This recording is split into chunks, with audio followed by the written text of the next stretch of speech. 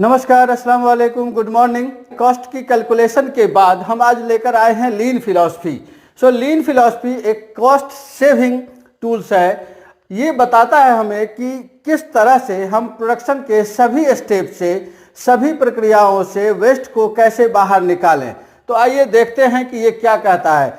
तो इसकी कैरेक्टरिस्टिक ये है कि ये हमें सीख देता है कि जब कभी भी हमें ज़रूरत हो तभी हम प्रोडक्शन करें। और दूसरी जो इसकी बात है, कैरेक्टरिस्टिक है, वो ये है कि आप अपने नेक्स्ट डिपार्टमेंट से क्लोज कोऑर्डिनेशन में काम करें। जैसे कि आप प्रोडक्शन से हैं या शॉप फ्लोर पे जो भी काम हो रहा है तो वो वेयर हाउस से क्लोज कोऑर्डिनेटेड हो, साथ ही साथ स्टोर से भी क्लोज कोऑर्डिनेटेड हो। यानी ऐसा ना हो कि जब आप काम शुरू करने के लिए जाए तब आपको मालूम पड़े कि फलाना रॉ मटेरियल नहीं है। तीसरी बात इसकी है कि जो आप प्रोड्यूस करें वो फर्स्ट टाइम, पहली बार में ही सही प्रोड्यूस हो। ये नहीं कि एक बार करें और फिर उसका रिवर्क करें। उसके बाद है ये कि इसमें जितनी भी नॉन वैल्यू एडेड एक्टिविटी है जो कि हमें कुछ प्रतिफल नहीं देता है, उस एक्टिविटी को स्टॉप करें, रोकें और वैल्यू एडेड एक्टिविटी को बढ़ावा देना है। और इसी से हमें पूरे ऑर्गेनाइजेशन में एक कल्चर डेवलप करना है जो कि नॉन वैल्यू एडेड एक्टिविटी को रिमूव करे, समाप्त करे।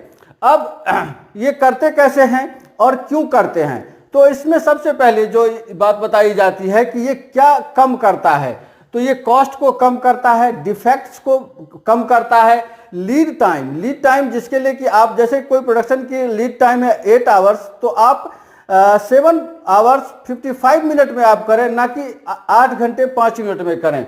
उसके बाद है कि इन्वेंट्री को ये कंट्रोल रखता है कि यानी जितनी ज़रूरत है उतनी ही बनाना है। उसके बाद एक स्पेस, जाहिर है कि जब आप एक्यूरेट क्वांटिटी में बनाएंगे तो आप ज़्यादा स्पेस ऑक्यूपाई नहीं करेंगे। उसके बाद है कि सभी स्टेप से वेस्ट को निकालना। अब ये बढ़ाता क्या है ये हम देखेंगे बाद में, क्योंकि जब आप इतनी चीज़ों को रिमूव करेंगे तो आपकी प्रॉफिट अपने आप नज़र आने लगेगी। अब ये इसको समझने में यह है कि जो लीन फिलॉसफी है वो एक प्रिंसिपल ड्राइवन है। तो प्रिंसिपल क्या है? प्रिंसिपल यह है कि जब भी कोई समस्या आए या जो भी आप कोई लक्ष्य निर्धारित करें तो उसकी बारे में सोचने के बजाय आप उस जगह पे जाएं जहां से समस्याएं उत्पन्न हो रही है और उस जगह पे जाकर के आप वैल्यू स्ट्रीम करें और एस्टेब्लिश फ्लो। उसके बाद कैसे कैसे ये हो रहा है हर स्टेप पे गौर करें, इसके इम्प्लीमेंट पुल, देन वर्क्स टुवर्ड परफेक्शन। अब यहाँ पे एक इम्प्लीमेंट पुल एक वर्ड दिया है कि पुल का मतलब यह है कि जितनी जरूरत हो, यानी ऑर्डर सामने से आए तब आप प्रोड्यूस करें। ऐसा नहीं कि पहले आप प्रोड्यूस करें और फिर आप सामने वाले को या मार्केटिंग या सेल्स टीम को आप पुश करें कि यार तुम इसको बेचो। ऐसा नहीं। ये कहता है, लीन फिलॉसफी कहता है कि आप पहले ऑर्डर आ जाए, जब आपको लग जाए कि सेल्स इसकी होने वाली है तभी आप उसको प्रोड्यूस करें। अब यह है कि इसमें 3 इंपॉर्टेंट चीज है जो आपको ध्यान देना है शॉप फ्लोर पे। तो पहला है कि मूडा यानी वेस्ट, दूसरा है मूडी का मतलब है कि ओवरबर्डन, और तीसरा है मूरा का मतलब है कि अनइवननेस। यानी 3 चीजें होती है शॉप फ्लोर पे।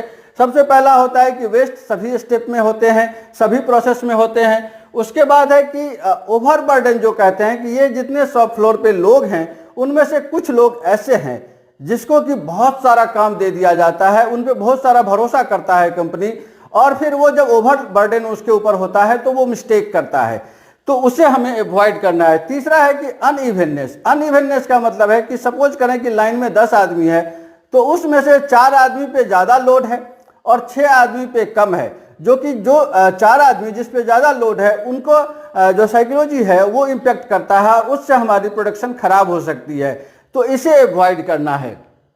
अब यह है कि हम जो पहली चीज इसमें बताया गया है कि वेस्ट, ओवरबर्डन और अनइवननेस, उसमें हम वेस्ट के बारे में कैसे बताएं।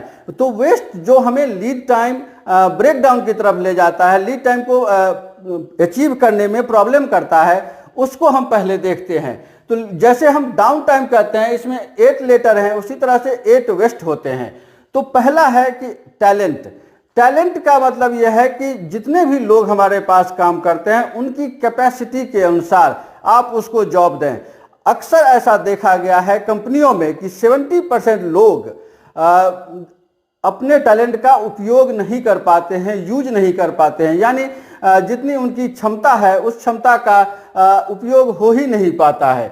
उसके बाद है इन्वेंट्री। इन्वेंट्री जैसे कि हमने पहले बताया है कि इन्वेंट्री अगर कम होता है तो आपको मार्केट से कंप्लेन आएगी, मार्केट आपके ऑर्डर को रिजेक्ट करके दूसरे सप्लायर के पास जा सकता है। ठीक उसी तरह यदि आपने ज़्यादा बना लिया, ज़्यादा प्रोडक्शन कर लिया, तो आपके यहाँ बहुत ज़्यादा खर्चा हो जाता है। जैसे कि पहले वीडियो में मैं बता चुका हूँ कि 3 चीज़ें लगती है जब ओवर प्रोडक्शन हो जाता है। पहले तो यह है कि आपका मैन पावर कंज्यूम होता है उसको रखने में, उसको संभालने में। दूसरी यह है कि इलेक्ट्रिसिटी कॉस्ट, क्योंकि आपका प्रोडक्ट कंट्रोल टेम्परेचर में रहता है तो इलेक्ट्रिसिटी कॉस्ट आपकी बढ़ जाती है। तीसरा है कि अननेसेसरी आपका जो जगह है, जो स्पेस है, वो कवर हो जाता है।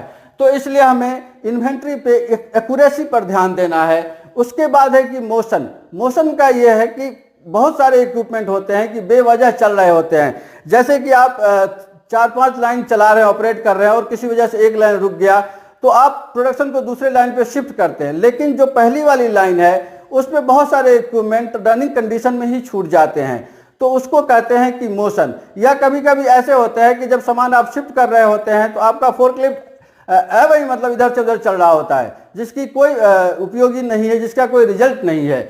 उसी तरह है कि वेटिंग टाइम प्रोडक्शन में खास करके बहुत ज़्यादा वेटिंग टाइम हो जाता है। फर्ज करें कि आप फिलिंग लाइन पे काम कर रहे हैं तो हो सकता है कि फिलिंग लाइन बोतल के लिए वेट कर रहा हो, उसी तरह बोतल मशीन जो है वो प्रीफॉर्म के लिए वेट कर रहा हो सकता है कि प्रीफॉर्म मशीन पीईटी मटेरियल या अदर रॉ मटेरियल जो चाहिए उसके लिए वेट कर रहा होता है। या हो सकता है कि कभी कभी ऐसा होता है कि हमारे यूटिलिटी इंगेज हो जाते हैं या ओवर डिस्टेंस की वजह से हमारी टेम्परेचर नहीं पहुंच पाती है जितनी रिक्वायर्ड कूलिंग टेम्परेचर चाहिए या रिक्वायर्ड एयर प्रेशर चाहिए, तो ये है वेटिंग टाइम। तो इसको वेटिंग टाइम होना ही नहीं चाहिए, एग्जैक्टली कोऑर्डिनेट होना चाहिए सभी इक्विपमेंट से, सभी रॉ मटेरियल से।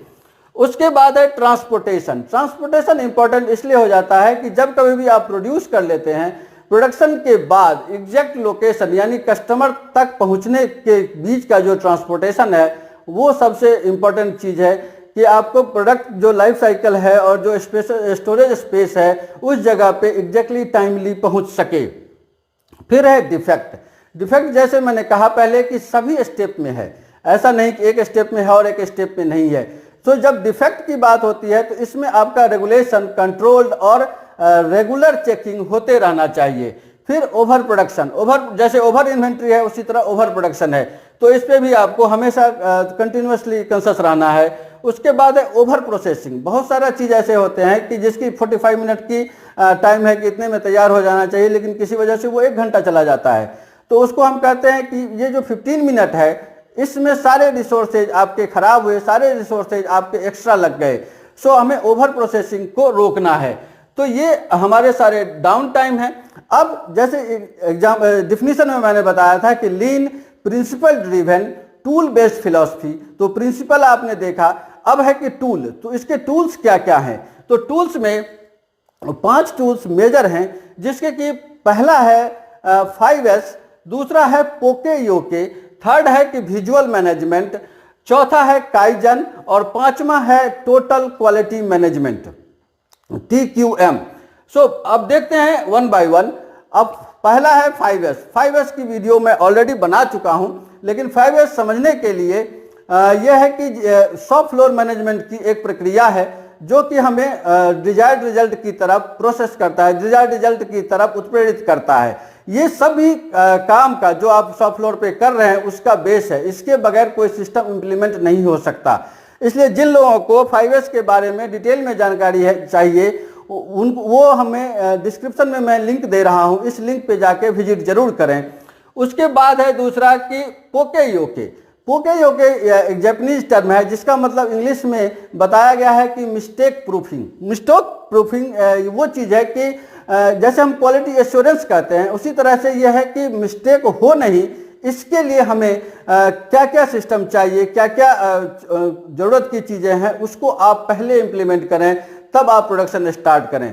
ऐसा नहीं, फिर यही बात ये इंडिकेट करता है कि आप ऐसा नहीं कि गलती करने के बाद उसमें सुधार करें, पहले ही उन चीज़ों को गौर करें कि क्या क्या मिस्टेक हो सकता है और फिर उसको प्रूफ करें। उसके बाद है विजुअल मैनेजमेंट। विजुअल मैनेजमेंट वो चीज़ है, जैसे कि जीएमपी में मैंने बताया था कि जो भी एसओपी है उसको इस जगह, ऐसे जगह पे रखना चाहिए जहाँ की सारा स्टाफ उसको एक्सेस कर सके, सारा स्टाफ उसको देख सके, समझ सके। और भी जो भी ज़रूरत चीज़ है जो कि आप सारे एम्प्लॉय को बताना चाहते हैं, उसको जहाँ तहाँ आप ऐसे पोस्टर बना करके लगाएं कि जब भी एम्प्लॉय वहाँ से गुजरे तो उस पिक्चर को वो देख सके, उस चीज़ को जो आप रोकना चाहते हैं या इम्प्लीमेंट करना चाहते हैं उसको पढ़ सके। यानी हर जगह पर में होर्डिंग या बोर्ड्स आपने लगाना चाहिए कि ताकि सभी लोगों तक ये बात पहुँच सके। उसके बाद है काइजन। काइजन का मतलब है कि फोकस्ड इम्प्रूवमेंट। ऐसे बहुत सारे लोग हैं कंपनी में, तो बहुत सारे काम एक साथ कर रहे होते हैं, लेकिन सबका नज़र एक जगह पे हो, उसे हम कहते हैं कि फोकस्ड है। यानी प्रॉब्लम को पहले आइडेंटिफाई करे और सारा जो आपकी प्रक्रिया है उसी तरह बढ़े। इसके लिए भी मैंने सेपरेट वीडियो बनाया हुआ है और इसका भी लिंक मैं इसमें दे रहा हूं। सो आप काइजन की लिंक पे जा करके काइजन को अच्छी तरह से समझें। ये बड़े बड़े कंपनियां जैसे टोयोटा प्रोडक्शन सिस्टम है, उसमें तकरीबन 1000 से ऊपर काइजन लोग रोज करते हैं। यानी लोग रोज जो है ना एक चीज को बदल के दूसरे चीज में इंप्रूवमेंट के साथ लेकर आते हैं, उसी चीज को इंप्रूव करके लेकर आते हैं। तो उसे हम कहते हैं कि कंटिन्यूअस इंप्रूवमेंट करते रहना चाहिए। कंटिन्यूअस इंप्रूवमेंट को ही हम काइजन कहते हैं। अब सबसे आखिरी जो टूल्स है वो है total quality management. Total quality management का मतलब ये है कि आप क्वालिटी का ख्याल हर कोई रखता है, हर लोग ये बात करता है कि हमें क्वालिटी चाहिए और हम जो बनाते हैं वो क्वालिटी प्रोडक्ट होता है। लेकिन ये जो सिस्टम है लीन फिलॉसफी ये कहता है कि मैन्युफैक्चरर की क्वालिटी इम्पॉर्टेंट इतना नहीं है जितना कि कस्टमर की क्वालिटी है। यानी कस्टमर क्वालिटी किसको समझता है उस पर हमें गौर करना है और उसके अनुसार अपने सिस्टम में चेंज करना है और उसके अनुसार यानी कस्टमर के अनुसार हमें क्वालिटी प्रोडक्ट प्रोड्यूस करना है। इसीलिए लीन फिलॉसफी के डिफिनीशन में है कि maximize the value of the customer. So customer की क्वालिटी बेस पे आप अपनी क्वालिटी को एडजस्ट करें, इसी को हम कहते हैं टोटल क्वालिटी मैनेजमेंट। अब जैसे पहले मैंने कहा कि बहुत सारी एक्टिविटी होती है जो वैल्यू एडेड है, बहुत सारी होती है कि नॉन वैल्यू एडेड है। तो नॉन वैल्यू एडेड एक्टिविटी को निकालना है और वैल्यू एडेड एक्टिविटी को हमें इम्प्रूव करना है।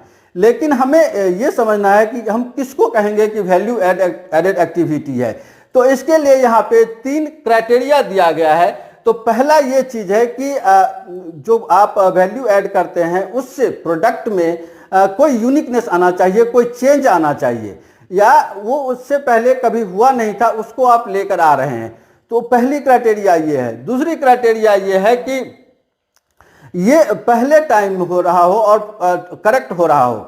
उसके बाद है तीसरी चीज कि कस्टमर जो आप चेंज ला रहे हैं प्रोडक्ट में या उसके कंपोनेंट में, उसके में जो खर्च आ रहा है उसको कस्टमर आपका या कंज्यूमर आपका पे करने के लिए तैयार हो। ऐसा ना हो कि आप अपनी मर्जी से प्रोड्यूस तो करें और आप यूनिकनेस भी ले करके आए, लेकिन कस्टमर कहे कि यार इसके लिए पे करने की जरूरत नहीं है। तो इन चीज़ों पे आपको ध्यान देना है कि वो वैल्यू एडेड तभी है जब कस्टमर उसके लिए पे करने को तैयार हो। अब कुछ एक्टिविटी ऐसी है जो वैल्यू एडेड एक्टिविटी नहीं है लेकिन वो वैल्यू को इनेबल करता है, यानी उसके बगैर आप वैल्यू एडेड एक्टिविटी नहीं कर सकते हैं। जैसे कि आपको सामान को यहाँ से 10 किलोमीटर दूर किसी वेयरहाउस में ले जाना है। अब इसके लिए आपको इन्वेस्ट करना पड़ेगा ट्रांसपोर्टेशन में, ट्रांसपोर्टेशन यूनिट में। तो आप इसके 2 हैं कि एक तो आप इसको रेंट पे ले सकते हैं, दूसरा ये है कि आप इन्वेस्ट करके अपना इक्विपमेंट खरीदें, अपनी ट्रांसपोर्टेशन का अरेंजमेंट करें। अब इसमें इन्वेस्टमेंट जो है वो वैल्यू एडेड नहीं है लेकिन वैल्यू इनेबलर है कि अगर इसके वजह से आपकी ट्रांसपोर्टेशन ईजी हो जाएगी, आपकी लीड टाइम कम होगा। तो इस वजह से कुछ ऐसी, इसी तरह से कुछ ऐसी भी चीज़ें हैं जो वैल्यू एडेड एक्टिविटी तो नहीं है लेकिन वो वैल्यू को इनेबल करता है, वैल्यू एडेड एक्टिविटी को इनेबल करता है। यानी कुछ एक्टिविटी ऐसी है जिसको कि हम निकाल नहीं सकते, उसे हम कहते हैं वैल्यू इनेबलर्स। तो आज के लिए बस इतना ही, और हम आपको कैसा लगा ये हमें बताएं और अगले एपिसोड में, अगले वीडियो में हम दूसरी कॉस्ट कटिंग एक्टिविटी को लेकर के आएंगे। Thank you very much, have a nice day.